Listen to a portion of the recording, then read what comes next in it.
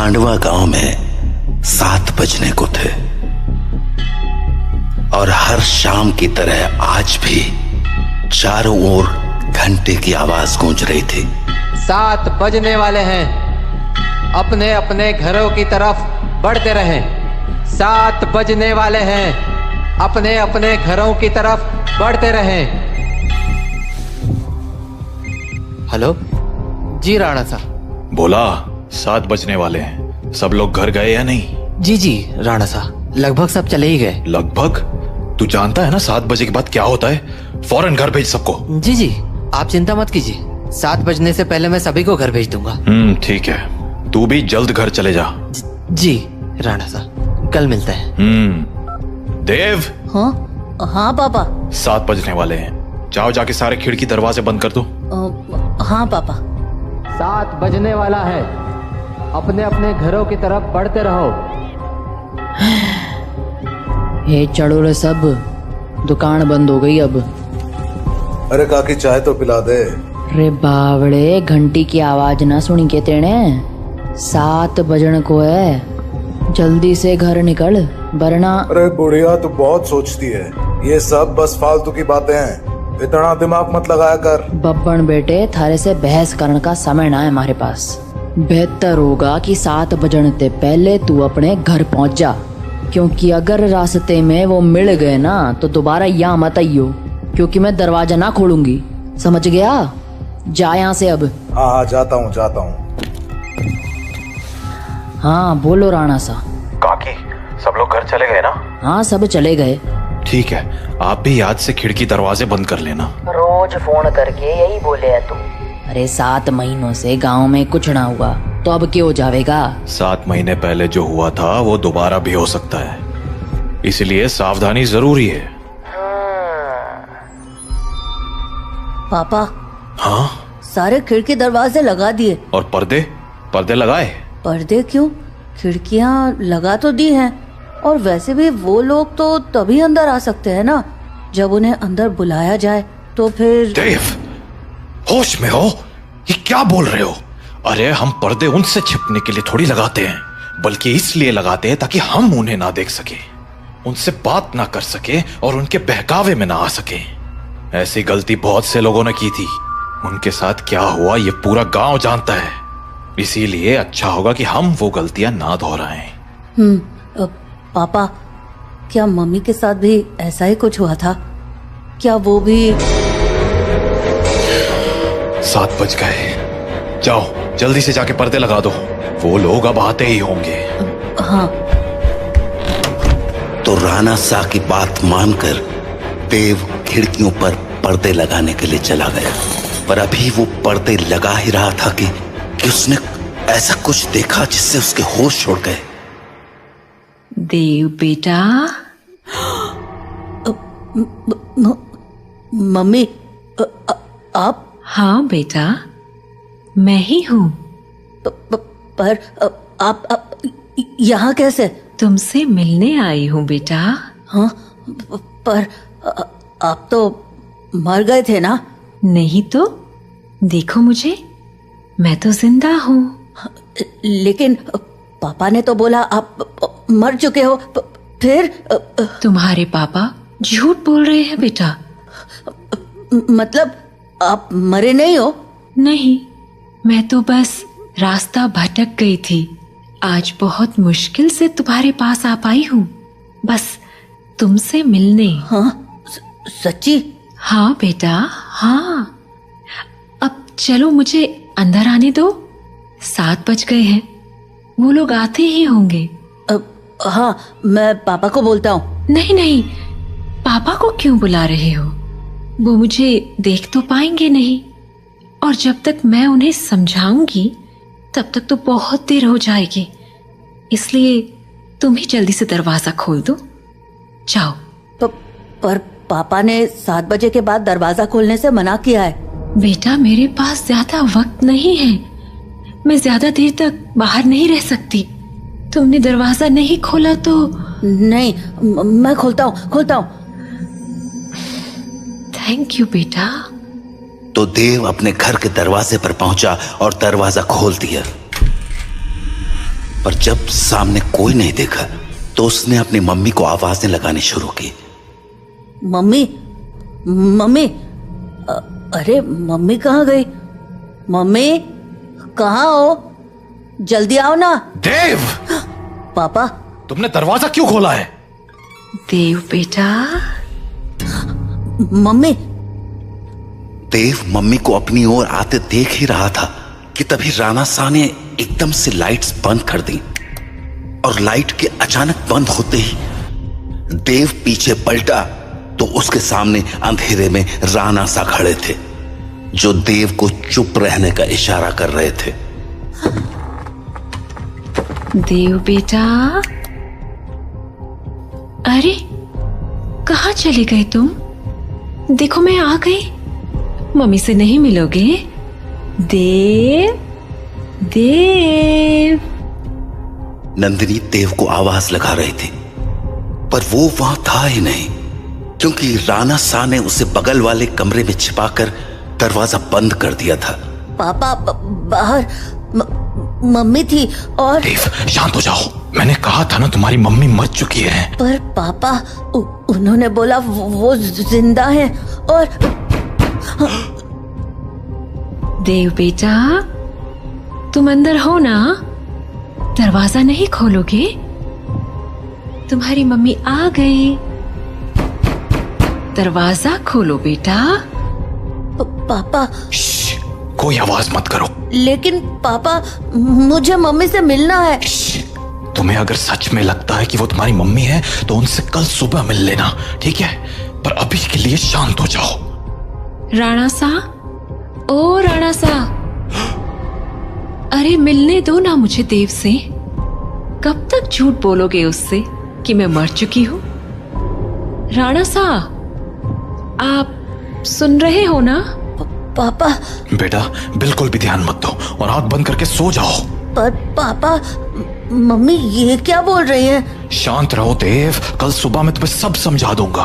पर अभी के लिए चुपचाप आंखें बंद करो और सो जाओ। तो देव अपने पापा के कंधे पर सर रखकर सो गया और जब सुबह हुई तो राणा शाह देव को आवाज लगाते हुए बोले, देव, उठ जाओ, सुबह हो गई है। हाँ, सुबह हो गई तो मम्मी से मिल सकते हैं ना अब? आओ मेरे साथ, तुम्हें तुम्हारी मम्मी से मिलाता हूं। लेकिन जैसे ही दोनों कमरे के बाहर आए वहां कोई नहीं था। हाँ, मम्मी कहाँ गई? मैंने कहा था ना कि वो तुम्हारी मम्मी नहीं थी। पापा, वो मम्मी जैसे ही बात कर रही थी। बेटा, मैंने समझाया था ना तुम्हें, पर्दे लगाने के पीछे की सबसे बड़ी वजह यही है कि हम उन्हें देख ना पाए, उनकी बातों में ना आ पाए, जैसे कल तुम आ गए। पर वो बोल रही थी कि वो मरी नहीं है, जिंदा है। अगर वो मर गई है तो यहाँ कैसे आ गई? एक काम करो, मेरे साथ आओ। हाँ, कहाँ पापा? बस चलो मेरे साथ, तुम्हें कुछ दिखाना है। तो उसके बाद वो दोनों गांव के लगभग बाहर चले आए और वहां पहुंचते ही देव बोला, पापा, हम लोग यहाँ क्यों चले आए? बताता हूं, पर पहले आस-पास देखकर ये बताओ कि यहाँ क्या दिख रहा है तुम्हें? यहाँ तो कुछ भी नहीं है। आसपास बहुत सारे पेड़ हैं। सामने गांव से बाहर जाने का रास्ता है और पास में बब्बन भैया का घर है। तुम्हें कहीं पर कोई बस दिख रही है क्या? हाँ, वो उस तरफ एक पुरानी सी बस है। क्यों? बेटा, ये वही जगह है जहां तुम्हारी मम्मी की मौत हुई थी। हाँ, उस दिन हमें शहर से लौटने में देरी हो गई थी और गांव पहुंचते पहुंचते सुबह के 4 बज गए। सूरज निकलने में थोड़ा वक्त था तो गांव के सभी घरों की खिड़की दरवाजे बंद ही थे। इसीलिए सुबह होने तक हमारे पास झाड़ियों में छिपे रहने के अलावा कोई चारा नहीं था। हम लोग एक झाड़ के पीछे छिपे ही थे कि मैंने तुम्हारी मम्मी की एक आवाज सुनी। नंदिनी, क्या हुआ? राणा साह, उन्होंने हमें देख लिया है। हमें कहीं और जाना पड़ेगा। हाँ, पर कहाँ? आसपास कोई घर है? घर तो है, पर मुझे नहीं लगता कि अभी कोई दरवाजा खोलेगा। तो अब क्या करें? वहाँ एक पुरानी सी बस है, हम उसमें जाकर छिप सकते हैं। हाँ, ठीक है, चलो तो हम दोनों फटाफट उस बस के पास पहुंच गए। पर फिर क्या हुआ? मैं तो बस के अंदर चला गया, पर तुम्हारी मम्मी मेरे पीछे नहीं आ पाई, क्योंकि वो बाहर खड़े होकर किसी से बात करने लगी। क्या हुआ बेटा, क्यों रो रहे हो? आंटी, मुझे बहुत डर लग रहा है। मैं बाहर छूट गई हूँ। मेरा घर बहुत दूर है। अरे बेटा रो मत, एक काम करो, मेरे पास आओ, हम लोग इस बस में छिप जाएंगे, फिर वो लोग हमें नहीं ढूंढ पाएंगे। सच में आंटी, कोई नहीं ढूंढ पाएगा? हाँ हाँ पक्का, कोई नहीं ढूंढ पाएगा, आ जाओ। थैंक यू आंटी, पर मैंने तो आपको ढूंढ लिया। हाँ?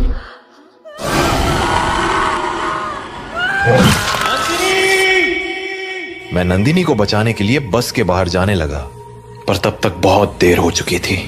बस को उन लोगों ने चारों तरफ से घेर लिया था। हेलो अंकल, बाहर आओ ना, खेलो हमारे साथ। और शायद मुझे देखकर हंसे जा रहे थे। हेलो अंकल, बाहर आओ ना, खेलो हमारे साथ। उन आवाजों को सुन मैं इतना घबरा गया कि अपनी जगह से हिल भी ना पाया। पर थोड़ी ही देर बाद वो आवाजें आनी बंद हो गईं और गांव के लोगों की आवाज सुनाई देने लगी। मैं समझ गया था कि सुबह हो चुकी थी, तो मैं बस के बाहर निकलकर तुम्हारी मम्मी को आवाज लगाने लगा।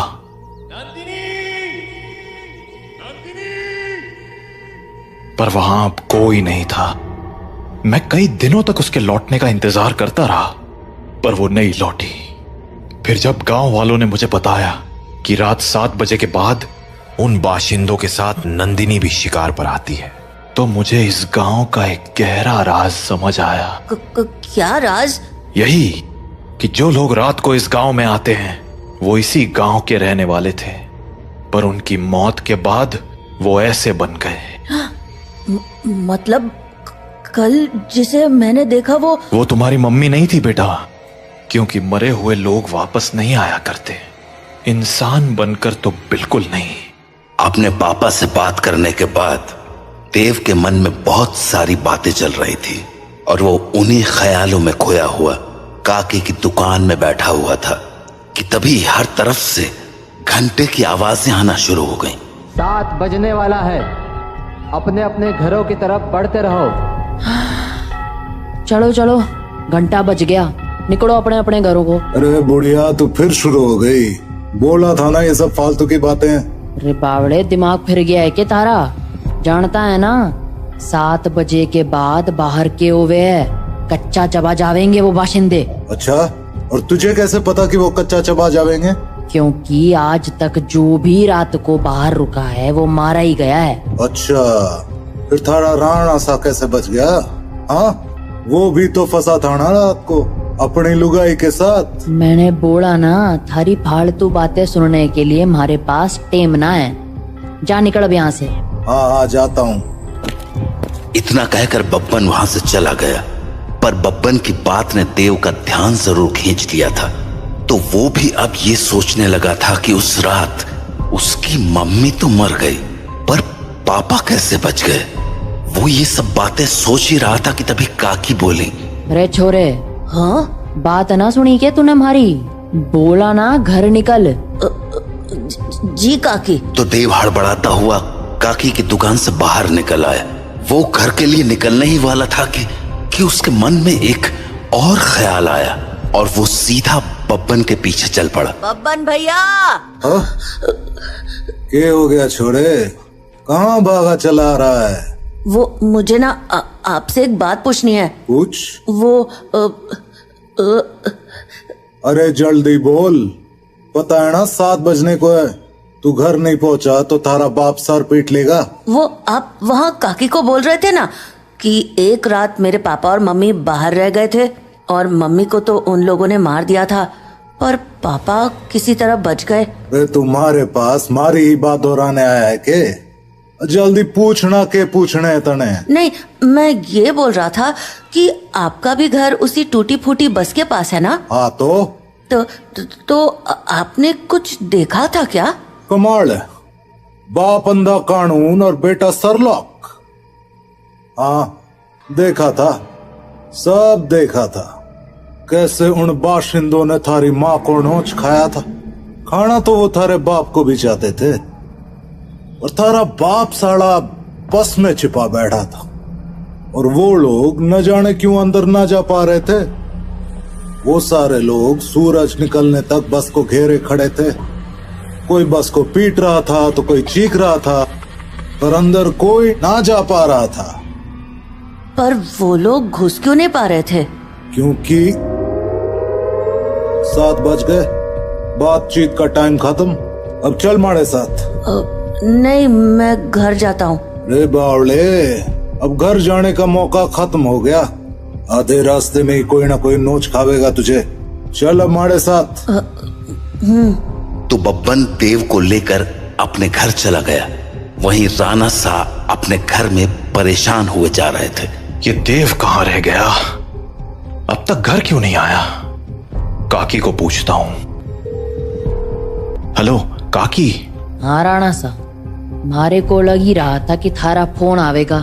सब लोग जा चुके हैं और दरवाजे खिड़कियां भी लगा ली हैं मैंने, इसलिए चिंता मत। काकी, देव है क्या वहाँ? हाँ देव, वो तो कब का निकल गया यहाँ से। देव घर नहीं लौटा है क्या? तुम एक काम करो सा, बाकी लोगों को फोन करके पूछ ले, क्या पता देव किसी के यहाँ रुक गया हो। ठीक है। जहाँ राणा सा देव को हर जगह ढूंढे जा रहे थे, वहीं देव बब्बन के साथ उसके घर चला आया था। तो अभी वो दोनों साथ में बैठे ही थे कि देव को बाहर से एक जानी पहचानी आवाज सुनाई पड़ी। बब्बन, ओ बब्बन, देख मैं आ गई। ये तो मेरी मम्मी की आवाज है। सही पहचाना छोड़े, तारी मम्मी ही है बाहर। अब एक काम कर, यहीं रुक और यहाँ से तमाशा देख। तो बब्बन खिड़की के पास गया और पर्दे हटा दिए। हाँ छोरी, बुला रही थी ना मने, ले देख मैं आ गया। कितना इंतजार कराता है तू। इंतजार? अरे अभी तो आई तू।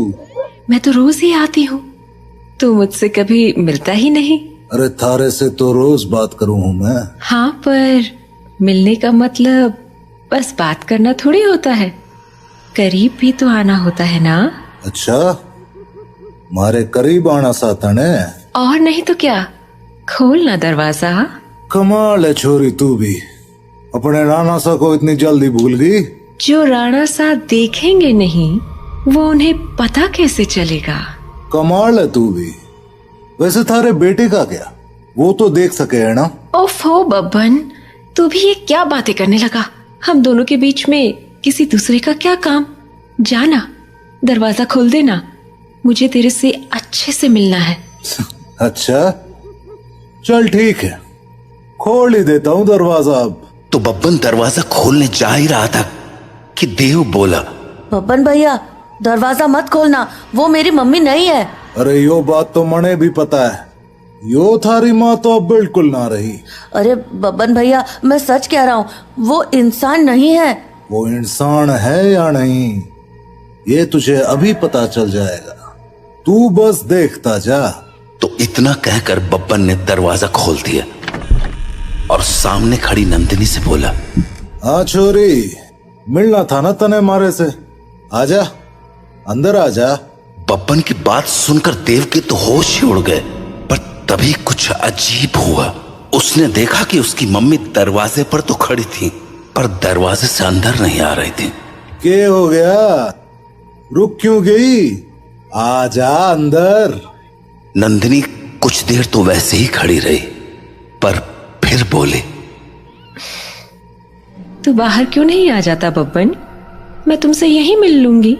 अरे अभी तो अंदर बुलाने को कह रही थी, अब बाहर बुला रही।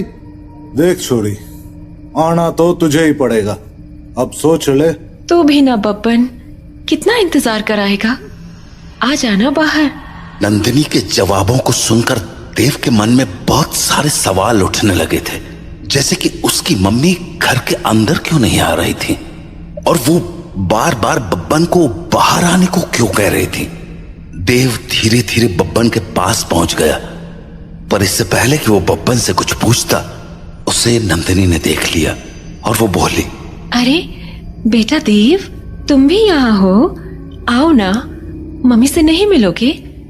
कल हम मिल नहीं पाए थे ना? आ जाओ, आज मिलते हैं। देखो, बाहर तुम्हारे साथ खेलने के लिए इतने सारे बच्चे भी हैं। हम खूब मजे करेंगे। आ जाओ बेटा। नंदिनी और उसके साथ उन बच्चों की टोली को देखकर देव को डर तो बहुत लगा, पर उसने नंदिनी की बातों पर ध्यान न देते हुए बब्बन से पूछा, बब्बन भैया, दरवाजा तो खुला है और आपने मम्मी को अंदर आने को भी बोल दिया है, फिर वो अंदर क्यों नहीं आ रही हैं? और ये बच्चे भी बाहर ही खड़े हैं, क्यों? समझदार लगे तू, सही सवाल पूछना जाने। हाँ, मतलब यो कि जिस रात मैंने थारी माँ को मरते हुए देखा, उस रात मैं भी यही सोच रहा था कि आखिर इन बाशिंदों ने थारे बाप को क्यों नहीं मारा, वो बस के अंदर क्यों ना गए। तो अगली सुबह मैं बस के अंदर गया, ये देखने कि आखिर वहां ऐसा था क्या जिसने उन बाशिंदों को रोक दिया था। पहले तो मुझे कुछ समझ नहीं आया, पर फिर मुझे जवाब मिल गया। क्या जवाब? वो देख। हाँ? यो है रुद्राक्ष की माला। यही वो चीज थी जिसने थारे बाप की जान बचाई थी। बस के अंदर यही लटकी हुई थी। मने इसके पीछे की वजह तो ना मालूम है, पर इतना जरूर पता है कि इस रुद्राक्ष की माला को दरवाजे पे टांग दो तो ये साले चाके भी घर के अंदर नहीं घुस पाएंगे। सच में? और नहीं तो क्या। तो आपको पक्का पता है कि ये इसी रुद्राक्ष के कारण अंदर नहीं आते हैं? रुद्राक्ष उतार के दिखाऊं? देखेगा क्या होता है? हाँ? नहीं। छोरे, ये कोई पहली बार नहीं करा है मैंने। सारी जांच करने के बाद ही अपने दरवाजे पे टांगा है इस रुद्राक्ष को, समझ गया? ये ले, थारे बाप ने फोन मिला दिया। हेलो, हाँ राणा सा, हाँ, चिंता ना करो, थारा छोरा हमारे पास ही है और पूरी तरह सुरक्षित है। चलो, शुभ रात्रि।